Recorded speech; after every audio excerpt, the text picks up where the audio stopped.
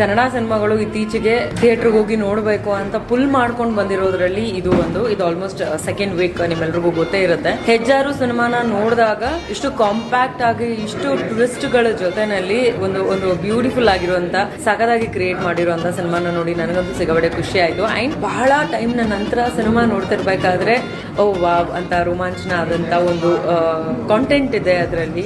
ಪಕ್ಕದಲ್ಲಿ ಮಾತಾಡ್ತಾ ಇದ್ದಿದ್ದ ಪ್ರಕಾರ 1 hour ಅಷ್ಟನ ಸಿನಿಮಾ ಅಂತ ಕೇಳುವಷ್ಟು ಕ್ಯೂರಿಯಾಸಿಟಿನ ಬಿಲ್ಡ್ ಮಾಡಿತ್ತು. ಸೊ ಇದೇ ತರಹದ ಹೆಚ್ಚೆಚ್ಚು ಸಿನಿಮಾ ನಮ್ಮ ಕನ್ನಡ ಸಿನಿಮಾದಲ್ಲಿ ಬರ್ತಾ ಇರಲಿ ಅಂತ ಆಶಿಸ್ತೇನೆ. And I am really very happy to see Hejjaru. ನನ್ನ ಫ್ರೆಂಡ್ಸ್ ಫ್ಯಾಮಿಲಿ ಎಲ್ಲಾನು ಕರ್ಕೊಂಡು ಮತ್ತೊಮ್ಮೆ ಬರುವಂತ ಸಾಧ್ಯತೆ ಖಂಡಿತವಾಗ್ಲೂ. ಇಷ್ಟೊಳ್ಳೆ ಸಿನಿಮಾ ಇರಬೇಕಾದ್ರೆ ನಾವು ಎಲ್ಲರೂ ಅದನ್ನ ನೋಡಿ ಜಡ್ಜ್ ಮಾಡಬೇಕು, ನೋಡಿದ್ರೆ ಯಾವತ್ತೂ ಜಡ್ಜ್ ಮಾಡಬಾರ್ದು. So I wish the team all the very best. And specially Bhagat ಅವರು ತುಂಬಾ ಚೆನ್ನಾಗಿ ಆಕ್ಟ್ ಮಾಡಿದ್ದಾರೆ.